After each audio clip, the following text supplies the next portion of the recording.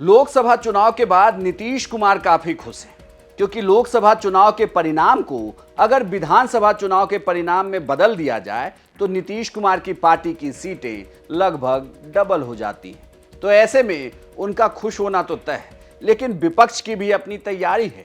India गठबंधन जो पिछली बार 1 सीट जीता था, इस बार आरजेडी ने 4 सीट जीती, वहीं कांग्रेस ने 3 सीट जीती, लेफ्ट माले ने 2 सीट जीती और 1 सीट तो निर्दलीय जीत गए। यानी कि 10 सीटों पर इंडिया ब्लॉक का भी कब्जा है।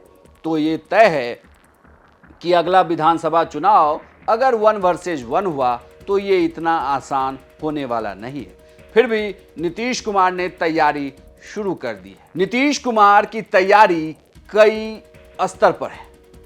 दोस्त, भतीजा और भरपाई, इस फॉर्मूले पर नीतीश कुमार काम कर रहे हैं। सबसे पहले बात करते हैं दोस्त की। दोस्त संजय झा, नीतीश कुमार के सबसे करीबी राज्यसभा के सांसद संजय झा कार्यकारी अध्यक्ष बनाए गए।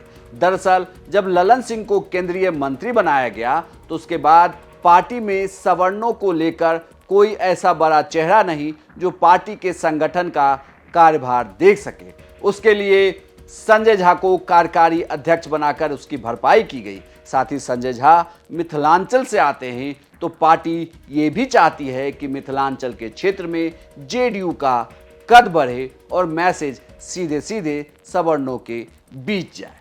वहीं दूसरे अगर बात करें तो भरपाई की, दोस्त हो गए, अब भरपाई किसकी?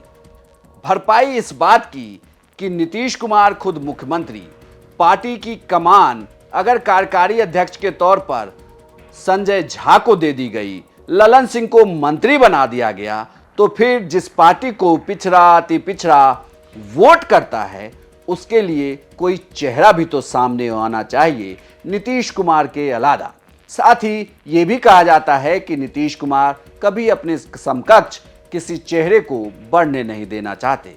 इसीलिए एक और एंट्री हुई आईएएस मनीष वर्मा की। मनीष वर्मा जेडीयू में शामिल होते हैं और अब राष्ट्रीय महासचिव बना दिए गए हैं। मनीष वर्मा नालंदा जिले से ही आते हैं, पूर्व आईएएस रहे हैं, नीतीश कुमार के साथ काम कर चुके हैं और अब पार्टी ने उन्हें कमान भी दे दी है। अब यहां से देखना होगा कि मनीष वर्मा पार्टी में जो कुर्मी वोट बैंक को साधने की कोशिश की जा रही है उसको किस हद तक भरपाई कर पाते हैं। तीसरी बात भतीजे की। ये नाम हालांकि आपको चौंका सकता है, ये है चिराग पासवान। चिराग पासवान नीतीश कुमार का विरोध करते रहे, लेकिन लोकसभा चुनाव के दौरान जब टिकट मिला, साथ हुए और एलजेपी 5 सीट पर जीती, तब चिराग पासवान ने भी ये रियलाइज किया कि बिहार में राजनीति करनी है तो जेडीयू को साथ में रखना होगा, नीतीश कुमार को साथ में रखना होगा और इसका उन्हें फायदा भी मिला। चिराग ये बात समझ गए हैं, नीतीश कुमार भी ये बात समझते हैं कि अगर तेजस्वी को टक्कर देनी है तो चिराग जैसे युवा नेतृत्व का साथ में होना जरूरी है, क्योंकि एलजीपीआर एक 6% के आसपास उनका वोट बैंक है जो ट्रांसफर भी वो कराती है। तो ऐसे में चिराग का साथ भी अब नीतीश कुमार के पास है। तो नीतीश कुमार 3 मोर्चे से विधानसभा चुनाव की तैयारी में अभी से जुट गए हैं, जिससे वो तेजस्वी को टक्कर दे सकें और एक बार फिर से बिहार में अपनी सरकार बना सकें।